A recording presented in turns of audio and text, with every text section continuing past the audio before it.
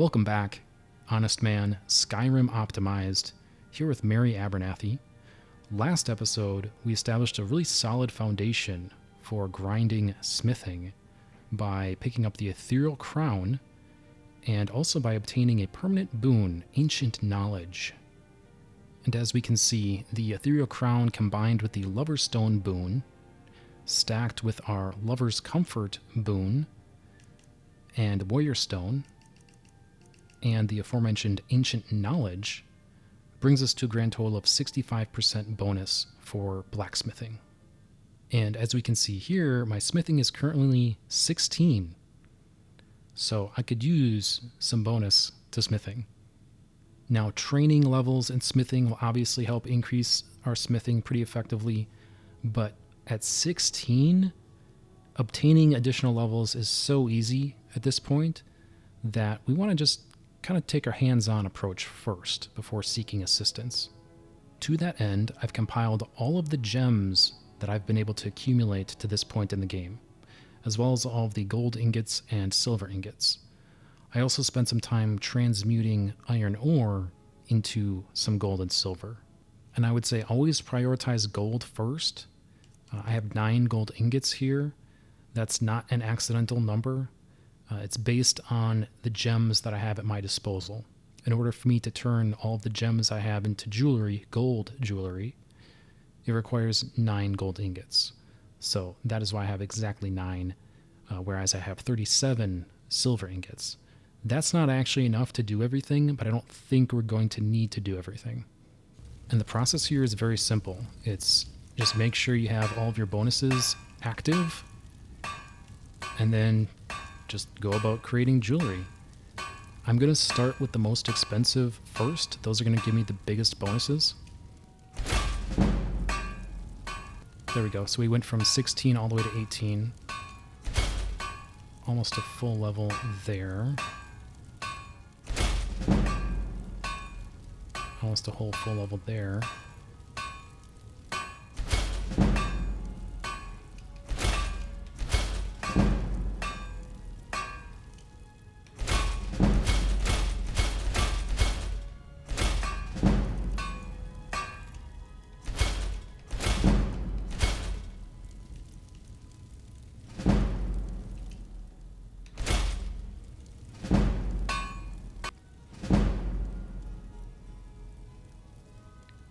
So we hit level 23 there, so let's take care of that. I'm just going to do some more stamina.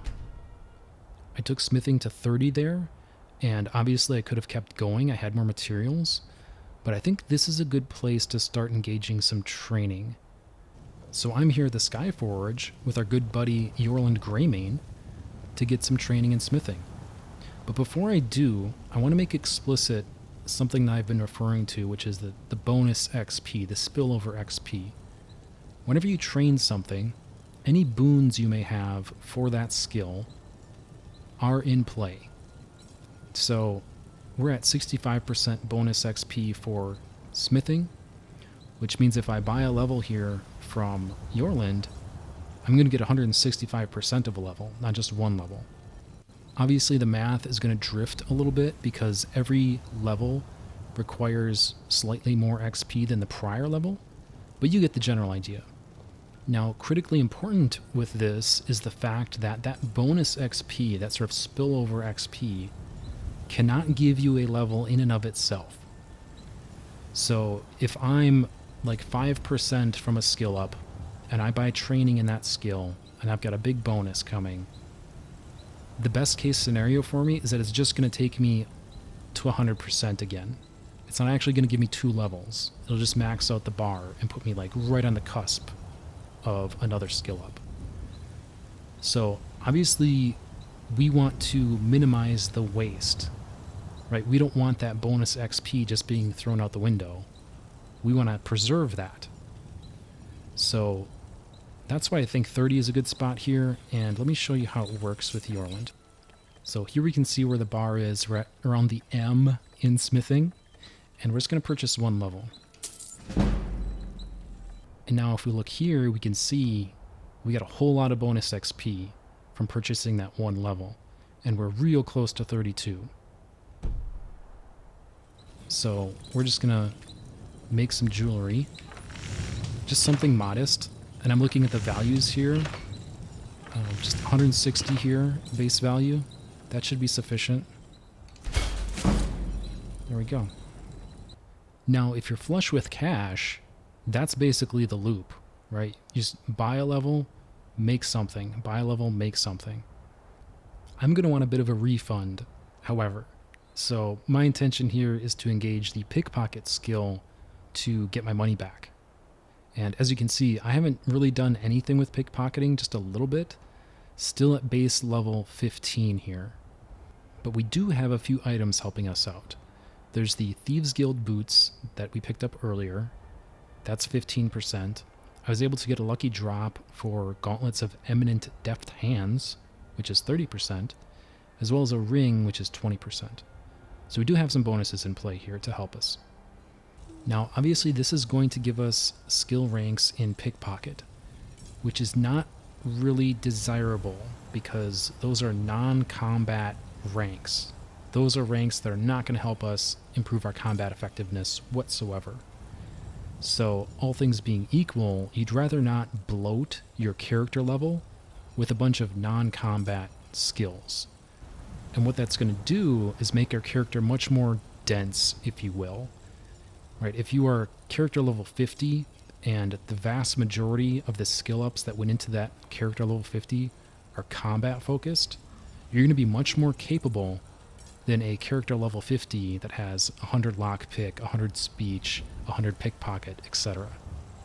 All of that is to say that I'm trying to minimize my pickpocket levels. And to that end, I have unequipped the Ethereal Crown. Now, if you really wanted to go overboard, you could also wait until the Lover's Comfort boon wears off, but that would just take way too long. So we're simply going to drop the crown and see how we do. And as you can see, even at pickpocket level 15, the magic items that are giving us some bonuses are enough to get us to 74% steel on this 388 gold. Easy. Then we put the crown back on. We train another level.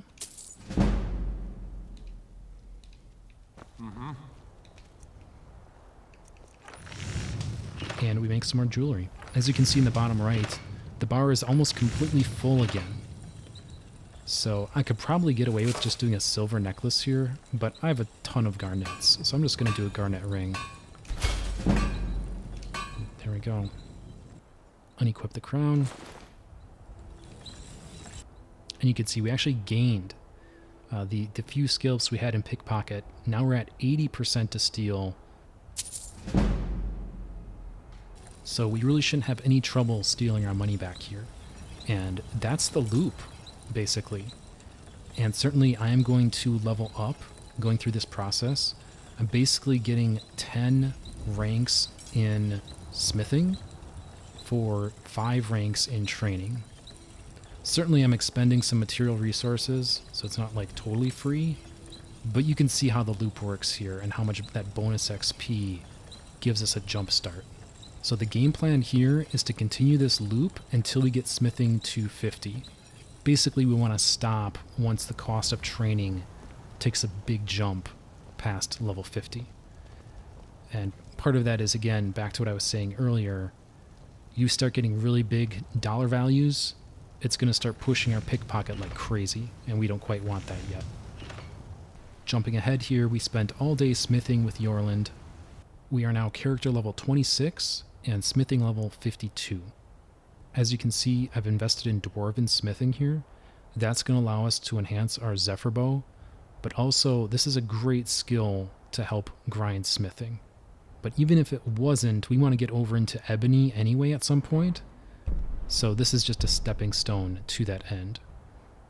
If we look over in the smelter here, hopefully this will make clear why I say Dwarven smithing is so good to help you level. And it's because of the preponderance of Dwarven metal ingots in the game world. Don't get me wrong, they're not just like sitting around in piles like iron and steel might be, but the raw materials in the Dwemer ruins are extremely abundant. So looking at these, you can see what is required, and they all break down into multiple ingots. And solid Dwemer metal is worth 5 ingots. So I have hundreds of Dwarven metal ingots, just from the few Dwemer ruins that we've encountered so far. A rule of thumb for these is to look at the final word in the name of the material that's required. So here we have metal, metal, metal, metal, metal, strut, and strut. So if you just pick up everything that says metal or strut at the end, you'll be in really good shape. There is one piece of metal that is not refinable like this, that you can't break down into ingots. It has a pretty distinctive shape though, so once you identify that one, you'll know which one to skip. Looking at the forge here, you can see crafting a Dwarven Bow, which I think that's where the action is at for my money. The armors all require a variety of ingredients. There's a big laundry list of things you need for this stuff, but the bow has a really high base value, and the ingredient list is really simple. There's 2 Dwarven metal ingots and 1 iron ingot. That should be pretty easy to come by. So these are a great way to grind smithing.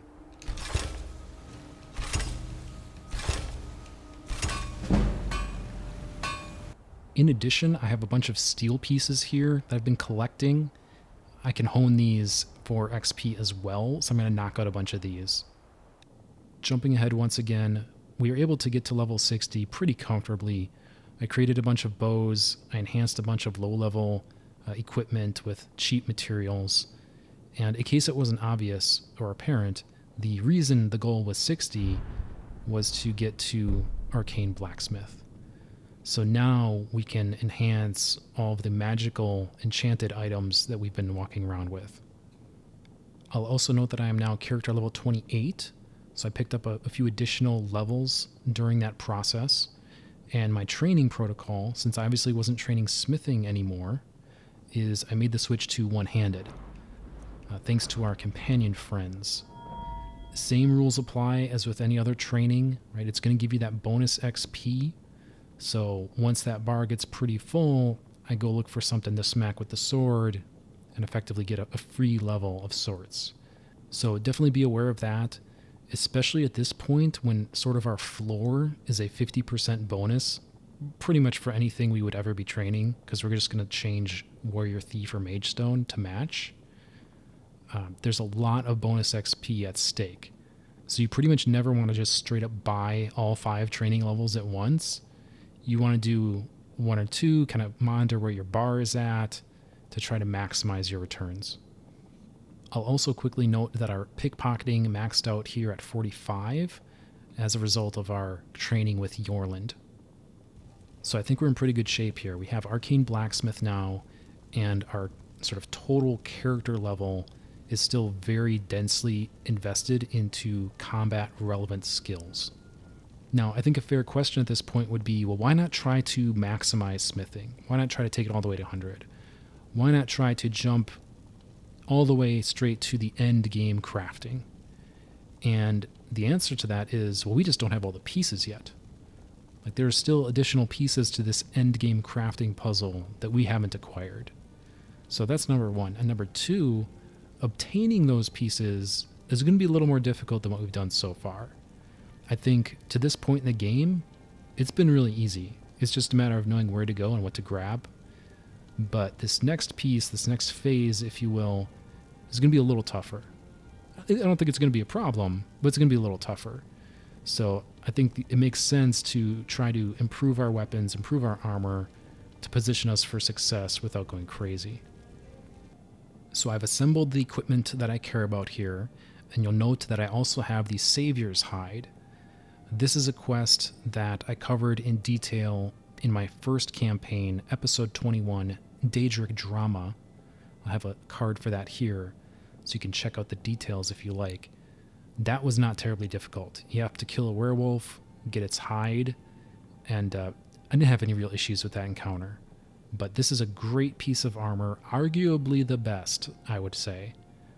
Your mileage may vary depending on your build, but this gives us 15% magic resist and 50% poison resist on a light armor. And also just take note of our sort of relative power at this point. We have 36 on the chest piece, and I have assembled some weapons over here. We're at 28 for our sword, and our bow is at 30. I was also fortunate to obtain this blacksmith's filter, which is a 40% improvement for 30 seconds. So we're going to pop this guy and see how we do.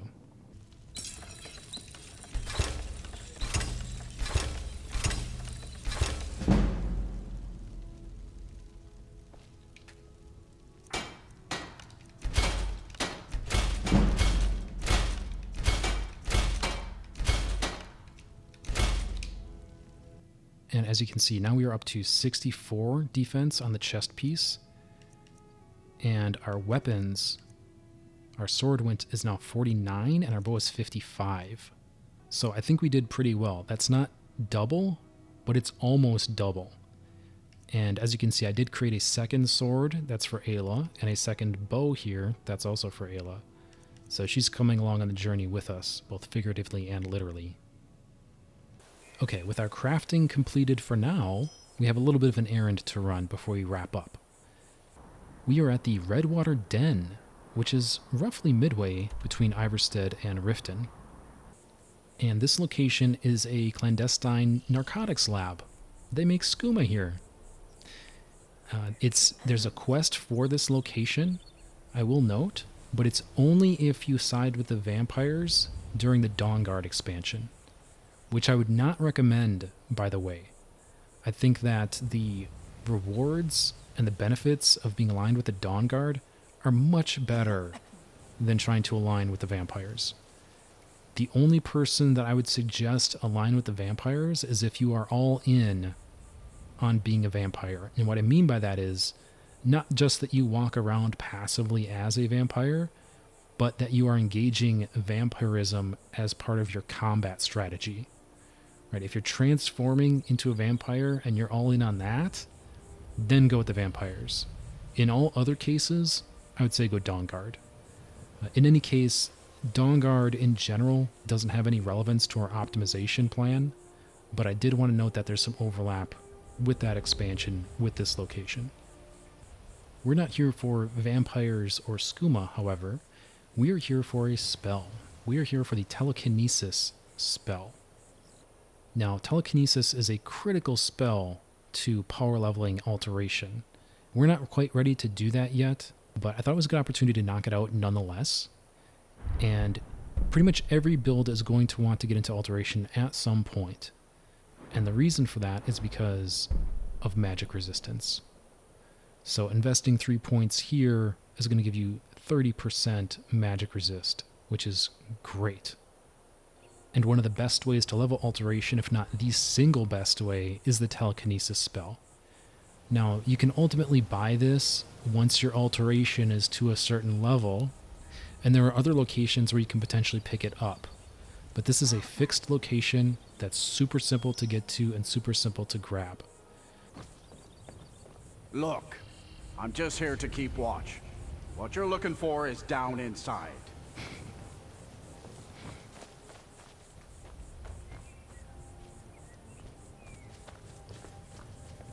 There's also a skill book here.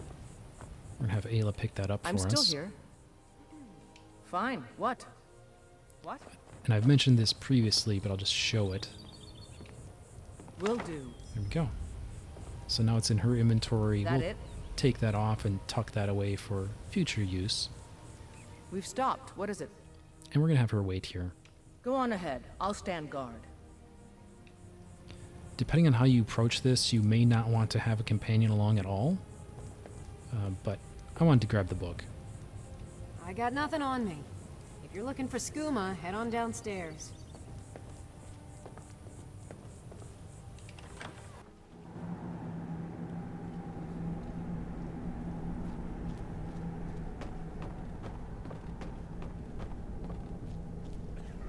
Hold it. If you're going downstairs, you keep your weapons to yourself, or we'll be getting better acquainted. Head on in. And behave yourself.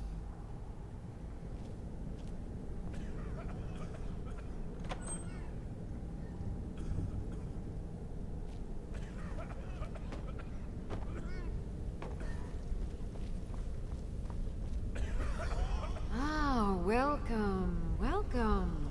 I don't believe we've seen you here before, have we? You can buy from me, then join any booth you'd like. You seem tense. Join a booth and relax a bit. Or did you need another fix? What is this place? Wait, you're serious? This is the Redwater Den, purveyors of the best skooma outside of Balmora. What's so special about your skooma? The secret is our mystic Redwater Spring. The magic in the waters opens the mind to experience skooma in a way like never before. How about a free sample? Since it's your first time, sure. Find a booth and enjoy.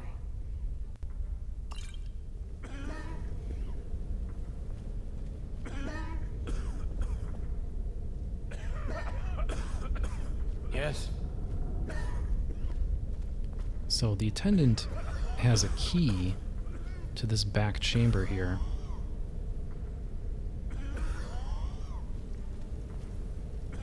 Or we can pick the lock.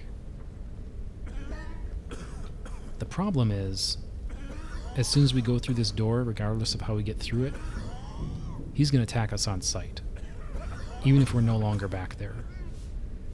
So, just be aware of that. I'm going to try to get in and out as quietly as possible, just to sort of demonstrate for folks who might be much lower character level.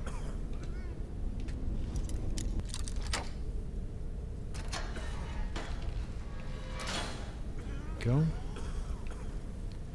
Now, for those who might not be aware, you can interact with wall torches. We want some darkness here. And we want hanging moss, that's good. There's a vampire there on lookout. And in addition, yep, there's one right there on the ground level here. So we just want to be careful, and our objective is this cell right over here. I'm just going to wait for this guy to turn, because he's looking right at me. Still always hungry. There's no prey down in this hole. Need to hunt more. Oh, all this hiding and skulking around. Ugh. There we go, that's our chance.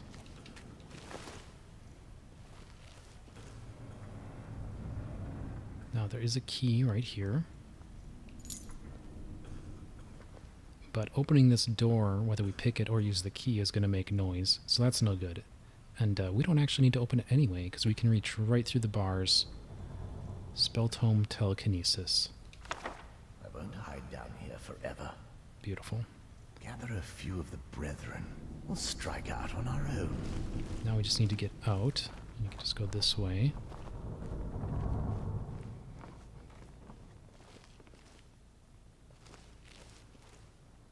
Watch out for him.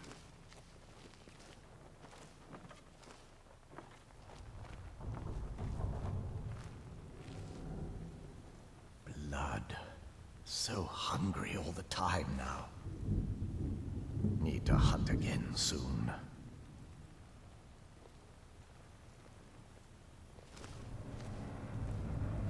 Huh?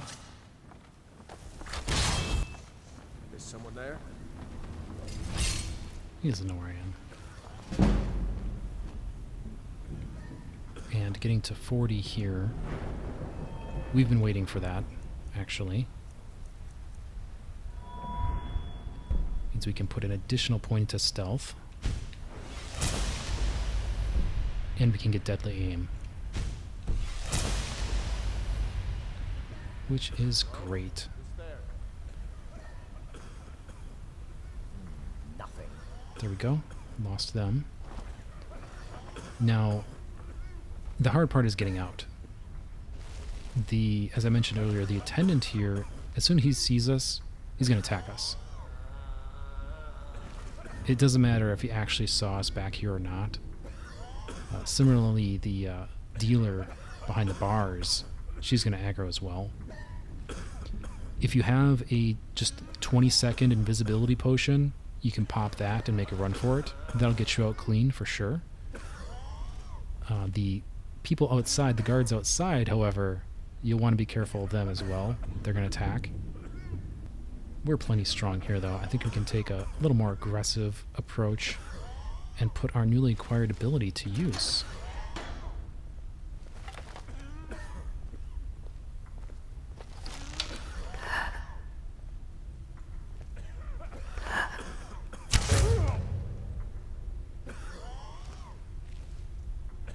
Yeah, the attendant will aggro, but she's no real threat here in the cage.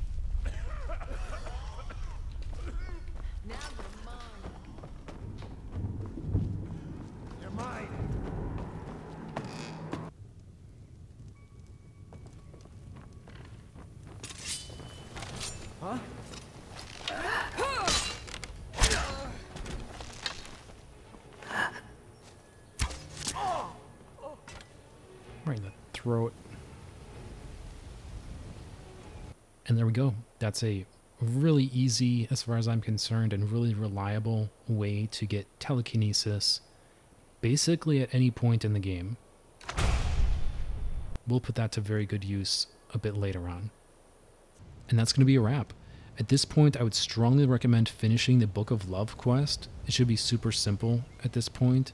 Turn that in back at Riften, and that's going to provide a permanent bonus to magic resistance, which is great. There's also the open quest we had for the Dark Brotherhood. You can finish that, knock that out. As well as there's a dragon near Whiterun. Kill the dragon. It should be a simple fight, and what it's going to do is unlock random dragon encounters throughout the world. That's desirable because you're probably going to want dragon bones and dragon scales for end-game crafting. So it's good to start accumulating those. And you also are probably going to want some dragon souls as well. So having some random dragon spawns I think is a good thing at this point. In addition, I mentioned it earlier, but I would strongly recommend getting the Savior's Hide. There's also another mission down in Falkreath, the Mask of Clavicus Vile.